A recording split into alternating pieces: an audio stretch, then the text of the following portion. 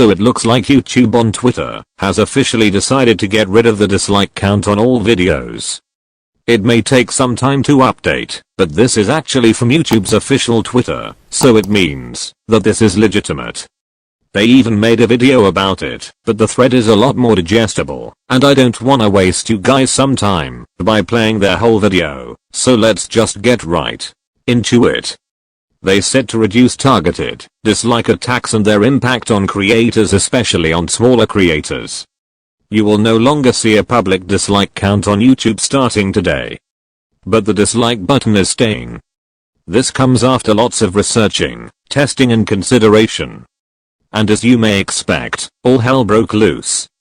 The first reply comes from someone saying, "This is the worst decision in years. Now you can't filter trash, clickbait or bad videos anymore. It's important for things like technical videos, for example 1H conference talks, or tutorials, and for game trailers it's great to see how well or bad it is received." Yeah. Since people won't be able to tell if the video is fake or not just by looking at the like and dislike bar. The team YouTube said, like count and comments are still visible to help you get a feel for how helpful the tutorial is, etc. We did hear this feedback during our experiments and the decision was not made lightly. Ultimately, we believe it's the right thing to help protect creators and disincentivize attacks. And then the first reply, that tweet, got where it says, "You heard that feedback, ignored it because ultimately you wanted to protect brands, not the YouTube community." I find that reply to be absolutely understandable. If you get rid of the dislike count, people will have to watch the entire video of a potential scammer to determine if the video is fake or not, whereas usually they can just look at the like and dislike ratio and see, oh well, this is obviously fake. It has like 1 million dislikes. Somebody else said, "This is a bad move." The number of dislikes was a useful tool when looking at tutorials, technical help, DIYs, and any other kind of similar content. Now you've taken that tool away, and it'll be harder to weed out the bad advice. YouTube later replied, "The like count and comments will still be visible to help you get a feel for other viewers' opinions of a video. Ultimately, it's YouTube's responsibility to protect its community, so we've decided to make this change to disincentivize harassment and trolling of creators." And then somebody else said, "You could very easily make this just optional."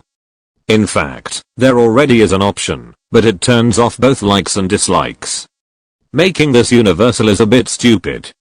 In case you guys don't know why they are removing the dislike count, it is because they still are upset over YouTube Rewind 2018, which got millions of dislikes 3 years ago. Because it just wasn't really good. And they just kept on replying with this video over and over again. One more good reply that somebody said was, "As a creator I would prefer to have the control to show or hide the dislike button on a video by video basis. We can turn comments on and off. So why can't we do this with the dislike button?" And they did talk about that option. They said, "This was an option for creators until today, but we saw that when creators chose to turn off likes/dislikes on their videos they were sometimes harassed for their decision.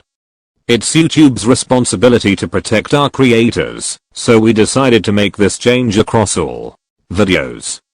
And yeah, they just keep on getting ratioed over and over again. Oh, I just found another good reply. Somebody said, "This is a joke. To protect small creators? This is to protect big corporations from criticism and to support their bottom line, full stop. Really disappointing. Gonna have to reconsider my premium sub." Yeah, I think I agree with that guy. YouTube is definitely protecting the big corporations from criticism, like it's 1984. And then they said, "We understand why some could think that though, it's definitely not the case. This change is about protecting our creators by reducing targeted dislike attacks, especially for those smaller channels." Background and more details in this video. And then this guy said, "So how do we know the quality of the YouTube video when discovering content? I know on tutorials, the like/dislike ratio is very important. And then they said, like count and comments are still visible to help you get a feel for how helpful the tutorial is, etc. We did hear this feedback during our experiments and the decision was not made lightly. Ultimately, we believe it's the right thing to help protect creators and disincentivize attacks. This conversation goes on for a long time, but YouTube pretty much keeps saying the same thing over and over again. So yeah, that's pretty much it for this video. I just really want to hear what you guys think about this in the comments section. Please leave a like on the video if you enjoyed it, then subscribe for more content.